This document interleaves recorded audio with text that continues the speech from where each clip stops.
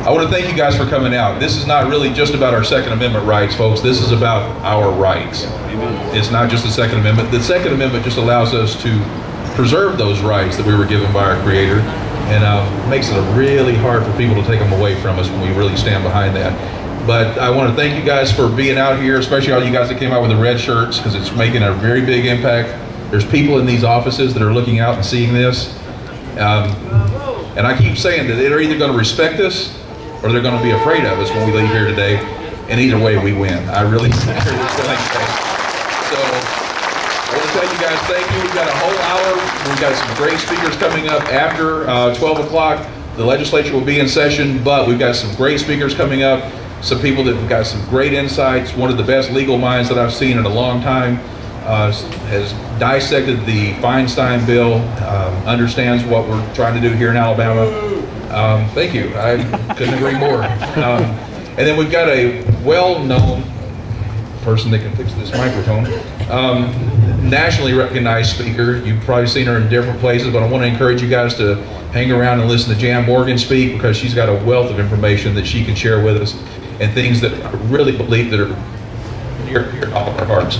So I'm going to get out of the way. We're going to finish this part of the program. Please stay around for the second half, and thank you guys for coming out.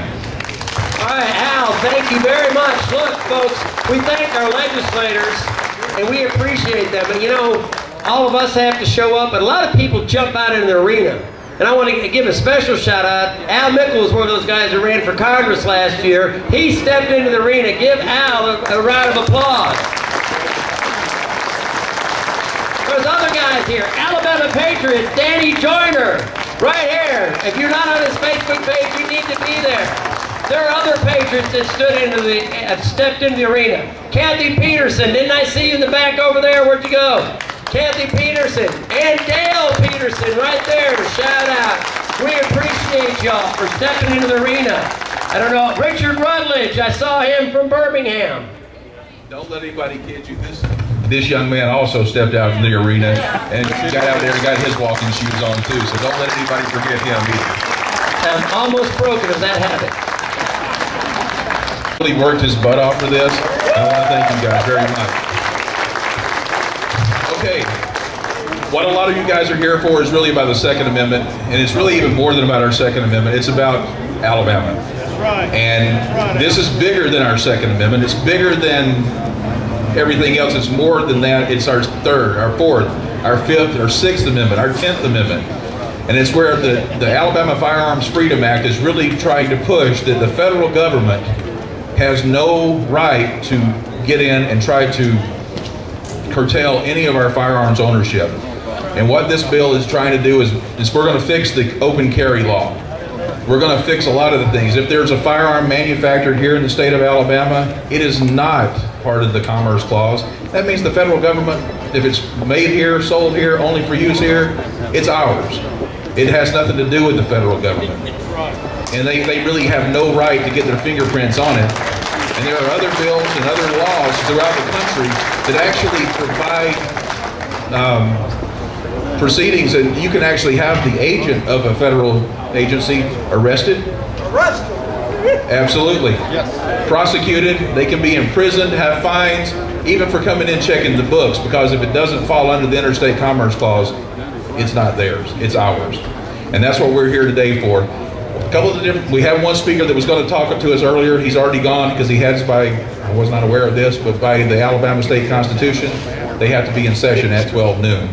But I've got several speakers here that I believe that you're really going to be interested to hear. And some of the things, Bill is going to come up here in just a second. I'm going to have Bill Pruitt come up here. Bill he understands the NFA trust laws probably better than anybody I've ever spoken to. He's not telling me to do this, but I'm going to tell you that he's going to do a trust for me so that I can make sure that the federal government never gets any firearms out of my house. But there's even more to it than that.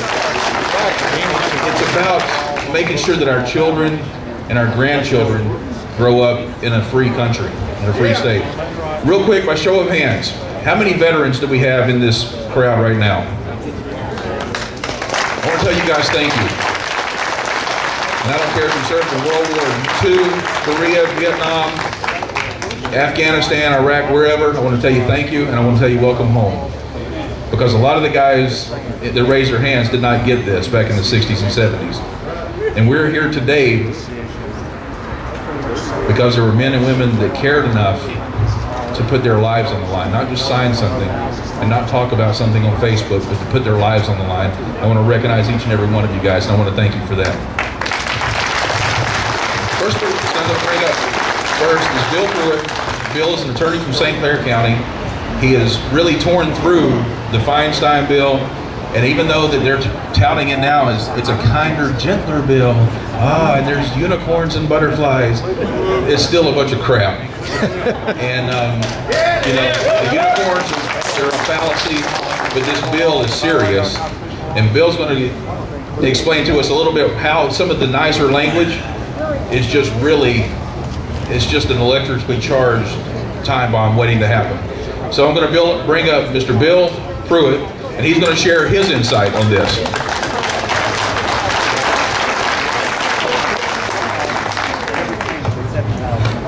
Thank y'all for coming out today.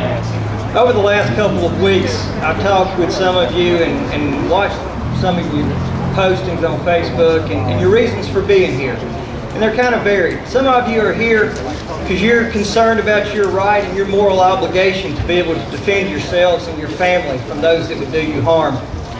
There's some of you that are here today because you want your grandchildren and your children to be able to inherit your firearms collections when you die. There's some of you that are here today because you're just flat fed up with the good guys being called the bad guys. And there may be some of you here that in your own way that you think that gun control is the solution to some of our problems, and you're here just to see who we are. And I wholeheartedly welcome you because I want you to get to know who we are. I'm going to tell you why I'm here today. I'm here today because I support the members of my home church and churches everywhere to be able to worship God without governmental intrusion, as is guaranteed by the First Amendment. I'm here today because I support my wife's right to vote, guaranteed under the 19th Amendment. I'm here today because I believe that somebody convicted of a crime has a right to due process, as guaranteed under the 5th Amendment. I believe that we have a right to privacy and freedom from unnecessary governmental intrusion under the 4th Amendment. I believe that every man should be free and no man should be enslaved, as guaranteed by the 13th Amendment. But most importantly, I am here today because our founding fathers knew that without the 2nd Amendment, none of these rights are guaranteed.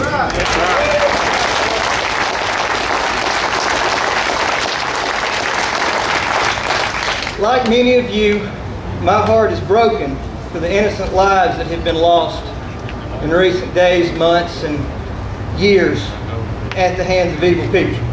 And while, yes, some of them did use firearms, most of them used knives, rocks, sticks, clubs, in their own hands. So it's not about the guns. What is about the guns is the fact that my heart rejoices at the number of innocent lives that were saved by armed men and women that were willing to stand up and do what was right.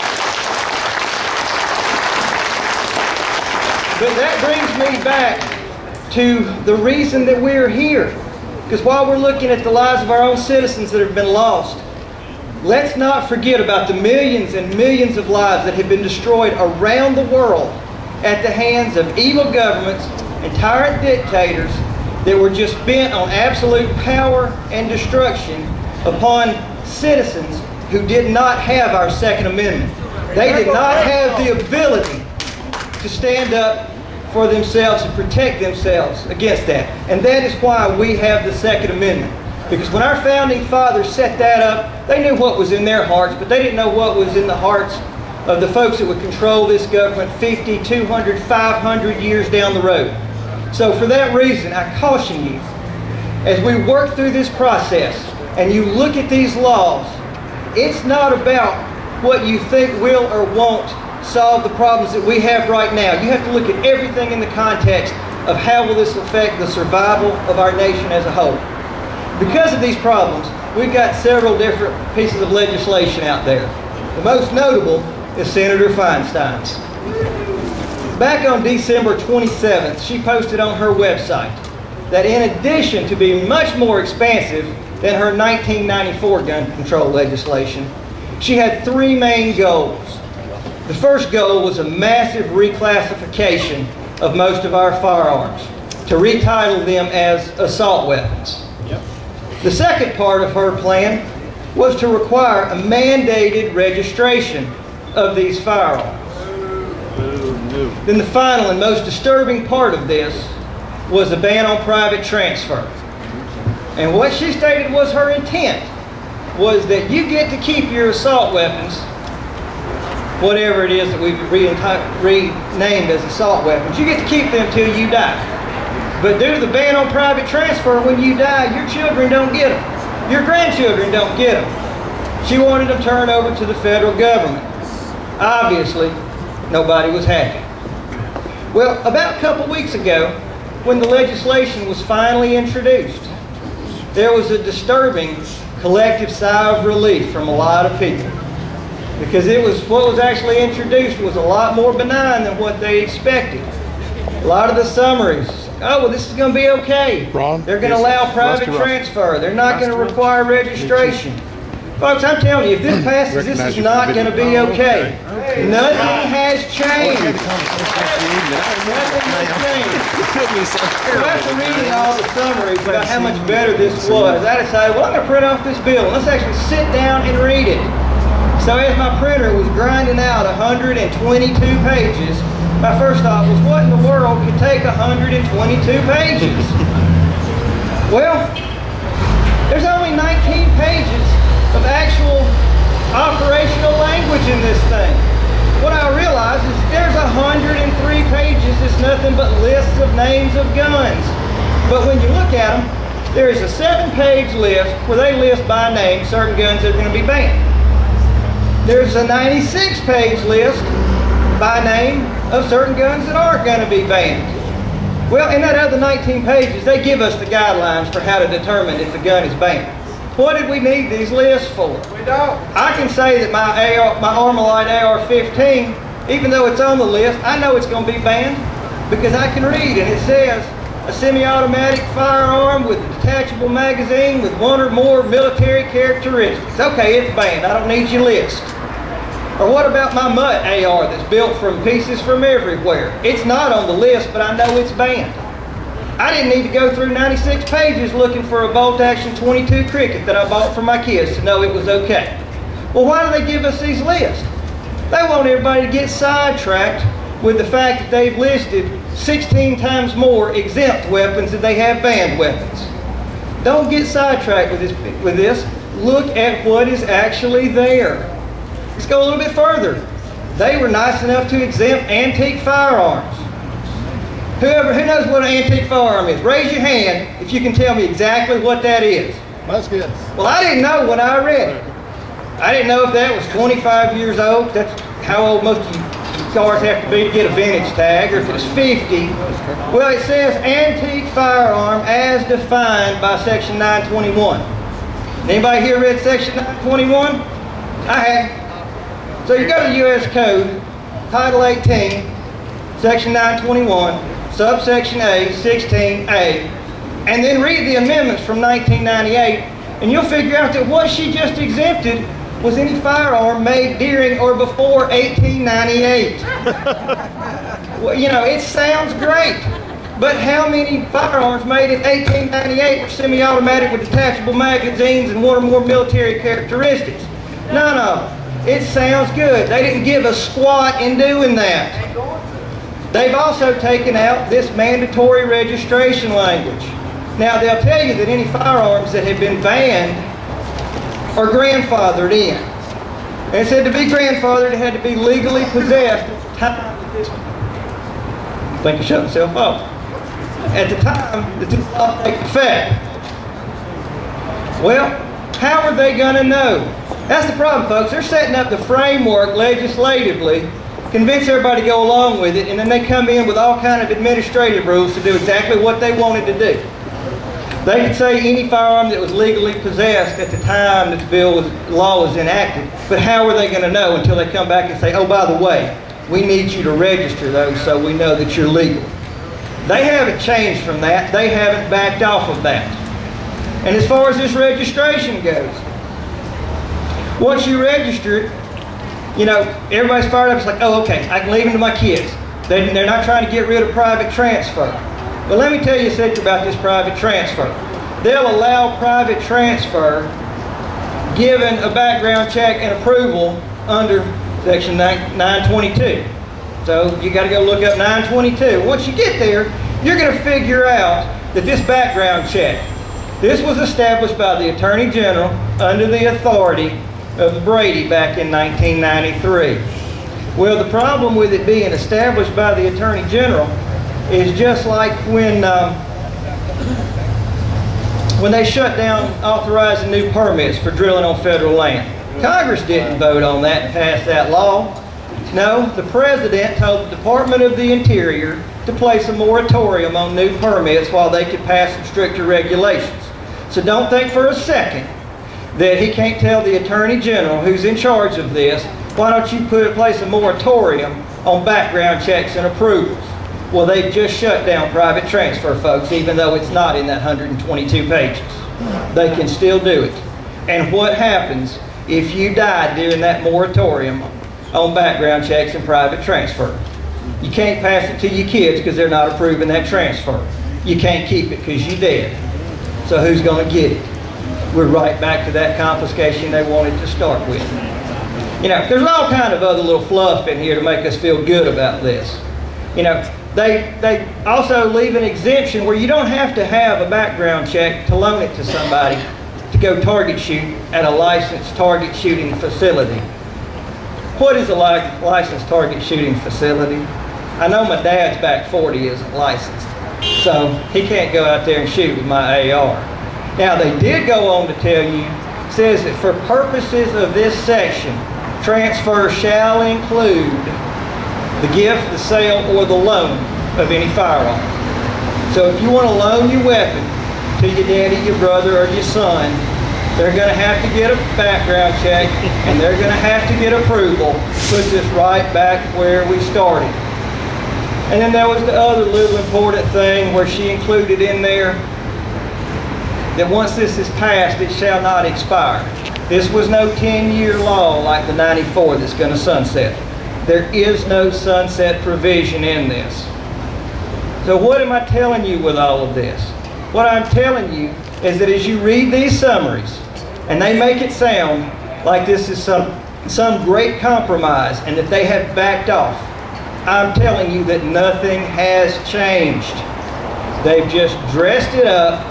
They're trying to sneak it in and set up the framework and then finish it off administratively, which is way too easy. So as you're listening to this, talking to folks, listening to the debate, trying to figure out how do we solve this problem of violence, will gun control work, will it not work? What I'm telling you is that the decisions we make today, the laws we allow our legislators to pass, the freedoms and rights that we elect to give up in an attempt to try and solve a problem that we're not even addressing. These decisions, they don't affect just our survival. They affect our survival as a country. And there is nothing in this that we can't accept, and we do not back down. I encourage you, do not read the summary. Do not listen to the news. Get online, print out the 122 pages, and read it. I've just scratched the surface of what's there. But this is all for show. It's a bunch of smoke and mirrors. The bad stuff is still there. Do not tolerate any of it. That's right. Thank you very much. Now, how many people are really liking this whole softer, gentler bill? Yeah, I've got a lot of copies of this, and there's other people that have a lot of copies of this. And I'm going to encourage each and every one of you that today, when this event is over, that we don't stop. This isn't about us showing up in Montgomery. It's about us taking back and making our voice heard again. So I want to encourage you guys to take one of these, put your name on it, put your county of residence, maybe an email address or a phone number, and sign it. After this is over, see this nice big white building over here? We have those people that work in there. They're called legislators. They represent us. I want you to take one of these copies with your name and signature on it and go place it on their desk.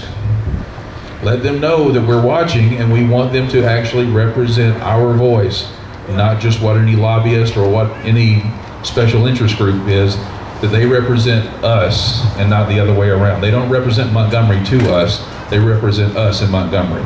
So I want to encourage each and every one of you to take one of these. I've got plenty of them. Get them until they run out, sign them, and take them to your legislator. Next guy I'm going to bring up here, everybody's heard of Facebook, and I know that you may or you may not be in the Facebook penalty box. I myself live there quite frequently. I think I've got 22 days left on this sentence, and I'm sure I'll be there again pretty quickly after. Anyway, there's a conservative alternative to that. It's called the TeaPartyCommunity.com, and it's designed for people like you.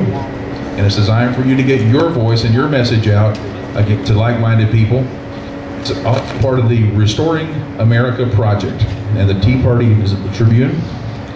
I'm going to bring up now the founder of the TeaPartyCommunity.com, and he's going to share how we can advance our conservative message